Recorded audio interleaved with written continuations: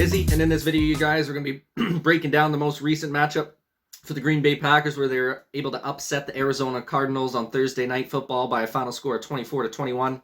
I wanted to get this video out a little bit sooner for you guys. It's been a busy week for me, so I figured nonetheless we'll talk about it here on a Saturday morning. Great game overall, you guys. Really, really good performance from the Packers defense. Loved what I've seen from them so far this season under defensive coordinator Joe Barry. It's a night and day difference comparatively to last year. I just feel like the tenacity and the effort on every single play is always there. It seems our pursuit to the ball is just unreal so far this season. Obviously, we're getting multiple turnovers almost every game right now, which is just huge for us, given those extra possessions to Aaron Rodgers and the offense. So just love what I've seen so far from the Packers defense. Right, real quick before we start breaking down the rest of this game, you guys, you can go ahead and like this video if you like sporting content like this. Go ahead and subscribe to the channel if you're looking for more sporting content like this in the near future. I've been getting a ton of support lately from you guys, and I greatly appreciate it, man. We're going to keep coming out with as much content as possible for you guys. But without further ado, let's go ahead and start breaking down the rest of this game. Final score 24-21 for the Green Bay Packers, pushing them to a 7-game win streak over the Arizona Cardinals on Thursday night, you guys, ending Arizona's 7-game win streak. They're 7-1 on the season now, as well as the Packers are 7-1 on the season, tops in the NFC. Just a masterful team effort from the Green Bay Packers, dealing with so many injuries on both sides of the ball. I mean, it's just outstanding how the Packers have been able to continue to win, no matter whose name is called. Obviously, I think we had 11 starters out in that game between the offensive and defensive side, missing starters on our O-line. Our top 3 wide receivers were out. Our top 2 cornerbacks were out. Our top edge rusher and Zadarius Smith's been gone all season. So I've just loved the effort and the will to be able to go out there and get those wins. It's next man up mentality right now in the Green Bay Packers locker room. Guys have been stepping up to the plate very nicely for us so far this year. Rasul Douglas is looking like an absolute steal of a pickup here. Can't believe how well he's played so far since we brought him onto the team. Obviously coming up with that massive interception in the final play of the game to seal the deal for us there in the end zone. Just so impressed with how he's played. He had a nice pass breakup earlier in that game as well. He's just been really solid at that cornerback slot. And you hope that if Jair Alexander's able to come back anytime this season, to have him and Rasul Douglas as your number 2, that's going to be a nasty duo. And that just, kind of reshapes our cornerback room if Jair comes back, because then you can have, Kevin King and Eric Stokes being your 3rd and 4th option, Chandon Sullivan being the 5th option, and that looks like a really nice cornerback room with everyone healthy and ready to roll. So loved what I've seen from him so far in Rasul Douglas. Henry Black had another interception off a tipped pass. I believe Rondale Moore tipped it, wasn't able to catch the ball from Kyler Murray, and then dropped right into Henry Black's hands there for the INT. So loved what I've seen from the boys on the defensive side of the ball, you guys. Just playing with absolute tenacity out there, getting lots of pressure on Kyler Murray as well. Sacked the guy a couple times. I'm just so impressed with our pass rush as well this season, especially with having Zadarius Smith out for the entirety of the year so far. Preston Smith ended up missing a game. He came back in this one, had a nice performance for us. But Rashawn Gary has been playing lights out so far this year. Kinsley Keke and Kenny Clark on the inside have been really generating a lot of pressure on the QBs so far this year. Just loved what I've seen overall from the entire defense. Devondre Campbell's looking like one of the best linebackers in the league right now. What an absolute steal of a signing in the offseason.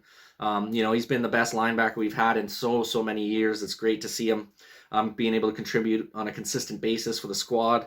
And then obviously we got 2 great safeties in Amos and Darnell Savage, who've been playing lights out for us all season long here. So, I want to start off talking about the defense, you guys, because they've been outstanding all season long, except for that week 1 matchup.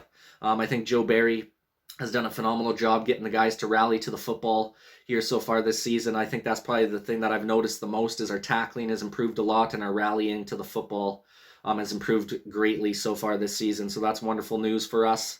A couple big injuries from the game, you guys. Bob Tunyon, he's out for the season now. He tore his ACL on that beautiful over-the-middle throw by Aaron Rodgers. I think he ended up gaining 20 or 30 yards on that play. Ended up tearing his ACL at the end of that run there. Just very, very unfortunate news.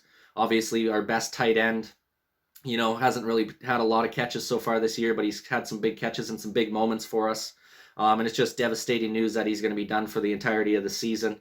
Obviously, he's on a 1-year contract as well, so that could have been his last game as a Green Bay Packer, quite possibly. I sure hope not. I hope we end up signing him to a long-term extension here in the offseason. But nonetheless, really tough news for Bob Tunyon there, you guys. Um, Same thing. We also lost Kylan Hill for the season with a knee injury. His knee basically got bent backwards on that nasty hit where the player for the Arizona Cardinals got knocked out on that play as well. Got knocked unconscious. And I'll be honest with you guys on that play. I don't know what Kylan Hill was thinking. He was like 5 yards deep into the end zone and thought it was a good idea to bring the ball out. And then he ended up stumbling at the 1-yard line and falling forward, and that's what got his knee just got freaking railed on. I really don't know why he's tried to make a play there. It just goes to show how bad of a decision it was. Obviously, you don't want to harp on a guy too much after he just, got a season-ending injury off of that play. But it could have easily been avoided if he just took a knee in the end zone. We would have been starting on the 25-yard line. I think he only got it out to like the 9 or the 10-yard line anyway, so it wasn't like he had a good return. Just trying to play too much hero ball on that one. It reminded me of a couple years ago when we had Ty Montgomery take it out of the end zone. He was like a yard into the end zone. At the end of the game, he takes it out of the end zone and ends up fumbling, and we lose that game because of that play. Very similar in this one. Like you had 2 major injuries from that play from Kylan Hill deciding to bring it out of the end zone. If he would have just taken a knee in the end zone, his season would still be a go. He'd still be healthy, ready to rock. The other player for Arizona would still be healthy. I mean, very costly mistake in my opinion. Learning lesson for Kylan Hill in his rookie season. Obviously, he's not getting a lot of time out on the field being a third-string running back. He wanted to make an impact on the game. And maybe he'll realize now that, sometimes it's better to live for another day instead of trying to play hero ball every possession. So I'm sure in the future now, if he's going to be returning any kickoffs next year for us, he's going to be taking a knee every single time that ball enters the end zone, which you should be doing anyways, because you get great field position starting at the 25. There's no need to risk injury, trying to make a hero play going for a return for a touchdown. I mean, if you catch the ball out of the end zone, there's no choice but to return it. But to me, anytime a guy gets the ball in the end zone, you should just take a knee every single time because you get good field position anyways, and it solves the problem of guys getting injured. So that's just my opinion on that play, you guys. We'll go through some stat lines here for the players in this game. Rodgers had a bit of a rough go, but that's to be expected, obviously, when you don't have your 3 main targets to throw to, and then Bob Tunyon goes out with an injury there. Still had a decent performance, was under 200 yards, but finished the night with 22 for 37, throwing the ball, 184 yards and 2 touchdown passes, both going to Randall Cobb there in the end zone. He had a really nice run game from our two-headed monster in A.J. Dillon and Aaron Jones. A.J. Dillon finished off the night with 16 carries for 78 yards, and Aaron Jones had 15 carries for 59 yards and a tutty. Aaron Jones also had 7 catches for 51 yards, so he had 110 yards from scrimmage. Real nice performance from him. Basically, that duo of running backs was really what was allowed us to win that game. Obviously, dominating the time of possession over the Arizona Cardinals helped us a lot, being able to hold on for a tight one there. Bob Tunyon had 3 catches for 49 yards. Juwan Winfrey in his first action as a pro here got 4 catches for 30 yards. He seemed to be kind of a go-to target in the short game passing for Aaron Rodgers there. He had a couple nice catches from him in that game. Josiah DeGuara got a couple nice catches, 2 catches for 20 yards. Obviously, Cobb had the 2 receptions for the touchdowns. Then you had Equanimous St. Brown get 2 catches for 12 yards. One most notably, that 4th down catch. I think it was 4th and 3 in the red zone there. We was able to make a little diving snag on an out route, be able to pick up that 1st down for us. That was a huge catch. We needed that one in that moment in the game. And then you had, like I said, Henry Black and Rasul Douglas coming up clutch with 2 interceptions for us in that game to win the turnover battle. Obviously, that muffed punt by the Arizona Cardinals was huge as well. Obviously, their defense stood their ground nicely, holding us to 3 points on that one. But nonetheless, I thought our special teams played really well. I feel like our special teams is starting to round into form here in the last few games. It was definitely an area of weakness for us last year. I feel like it's becoming an area of strength for us so far this season. And then some stat lines for the Cardinals, you guys. Kyler Murray finished 22 of 33 passing for 274 yards, 2 interceptions, no touchdowns on the day, so we did a good job kind of holding him in check a little bit there. Edmonds, their top running back, only had 7 carries for 30 yards, and then James Conner had 5 carries for 22 yards. Both Edmonds had 1 touchdown. Conner had 2 touchdowns in that game. Hopkins ended up getting injured there so he never got a lot of snaps, but he did finish the game with 2 catches for 66 yards. AJ Green had 5 catches for 50 yards. Obviously, that blunder at the end of the game where looked like he was trying to block Rasul Douglas on a run play, and then Kyler Murray was throwing like a back shoulder throw. He ended up not turning around. It went right over AJ Green's head, and Rasul Douglas made a beautiful play on the ball to seal the deal in that game there. Christian Kirk had 4 catches for 46 yards, and then Zach Ertz, their new addition at tight end there, had 4 catches for 42 yards. So I thought the Packers did a phenomenal job holding them in check all game.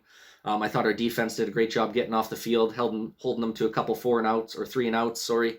Turning the ball over a couple times. Just an outstanding team performance, which is exactly what you need when you're dealing with as many injuries as the Packers are. Got a huge game coming up against the Chiefs next week. That should be a great game to watch. The Chiefs are going to be hungry for a W. Hopefully the Packers can get a little bit healthy here in the next 10 days or so, get a couple guys back to be able to go up against a Chiefs squad. Like I said, that's going to be hungry for a victory. Obviously, they've had a rough go to the start of their season. So they're going to be looking to turn things around and hopefully get a big win over the Green Bay Packers. So we're going to have to come in ready to roll next week.